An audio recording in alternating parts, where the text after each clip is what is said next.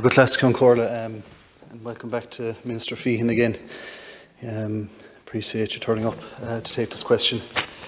Minister, a week ago the people of Blarney and the surrounding area woke up to the news that their local GP was to resign at the end of this year. At a time when we know how difficult it is to get access to a GP, this has sent a shock through the community.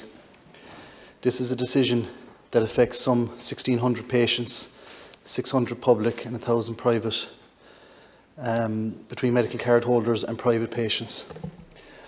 On hearing the news, I wrote to and contacted the HSE, as did a number of my constituency colleagues.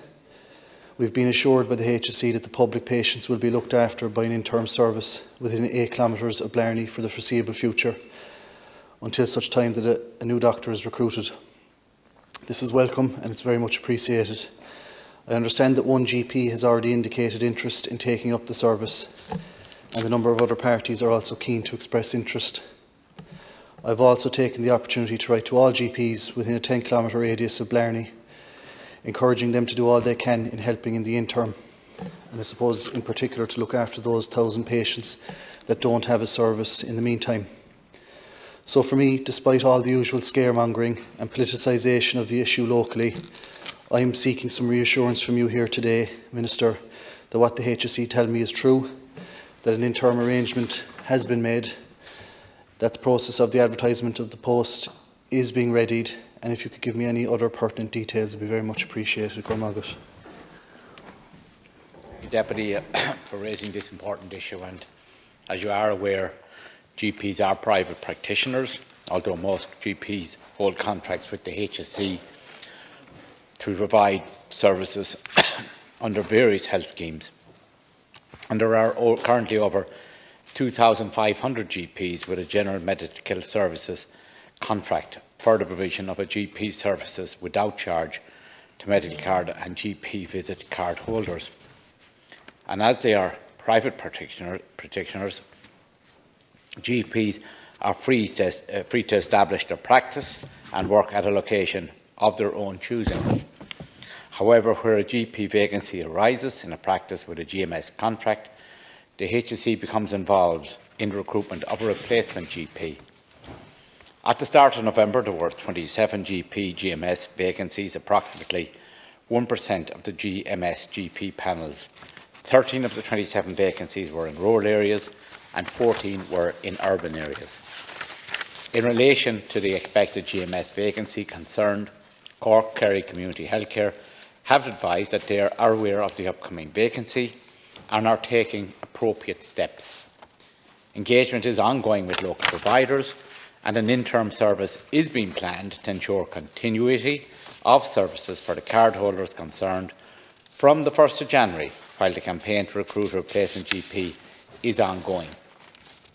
Once interim arrangements are finalised, the HSE will contact the cardholders and inform them of the particulars of this arrangement, and the HSE will contact cardholders again when a replacement GP is in place.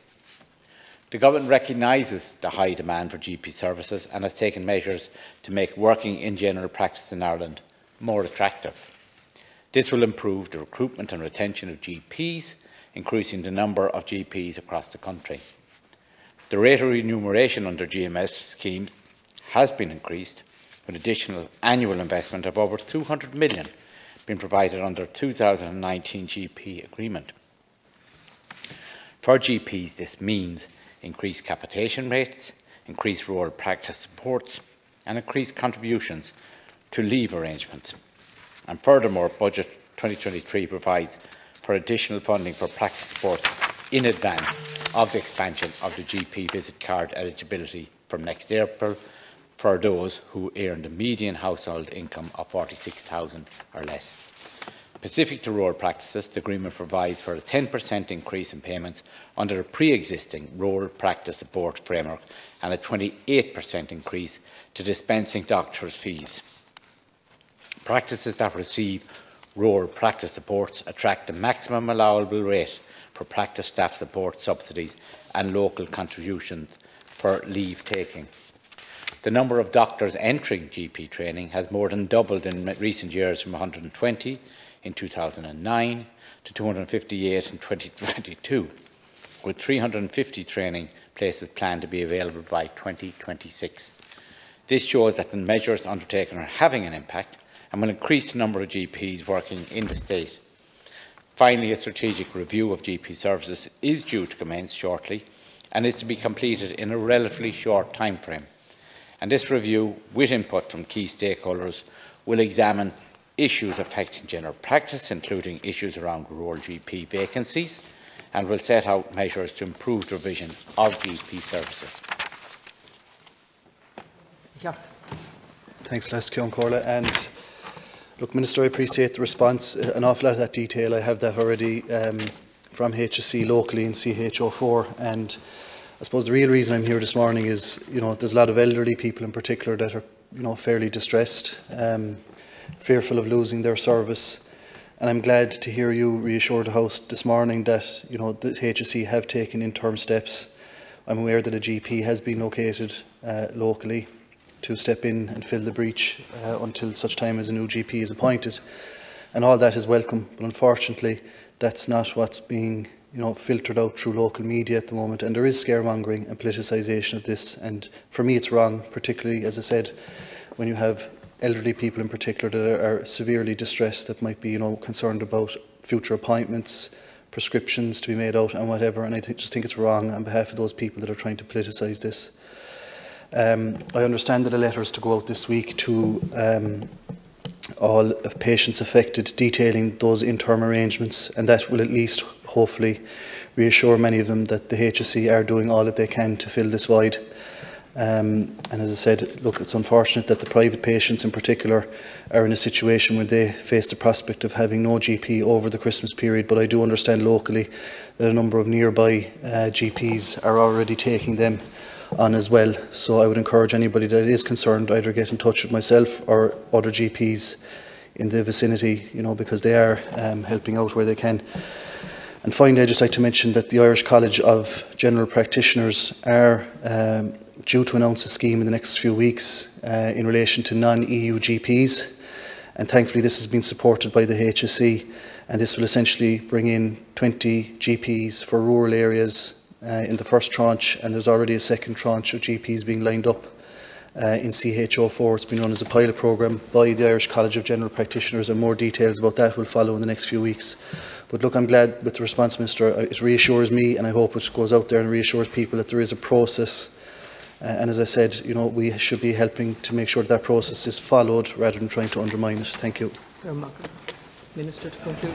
In conclusion, the HSE are aware of the expected GP retirement concerned, and they are taking appropriate steps to arrange for the continued provision of GP services for affected cardholders until such time as a replacement GP is in place. I think the HSE's focus is on ensuring continuity of care, and are currently engaged with local providers to implement a plan for services in the interim. As you said, Deputy, that we really need to take steps to reassure people, and sometimes maybe the wrong message can go out and it can be very difficult to get the right message out there. But the HSE, as you said, are contacting affected medical card and GP visit card holders to advise them when these arrangements are finalised, and will contact them again when the new permanent GP is in place. And there is a demand for GP services increasing, and significant measures have been taken to increase the number of GPs working across the country. I think there are positive signs, and with increases of numbers of doctors entered GP training, as well as increased number of GPs on the specialist register, that access to GPs will improve. And the issues affecting rural GP practices and the difficulty in filling rural GMS vacancies will be examined as part of the upcoming strategic review of GP services, and the review will set out further measures to improve delivery of GP services. And you did say the Irish ICGP, the fact that they're bringing in some non-EU GPs, well, it's another step in the right direction, and it may be able to address this issue. But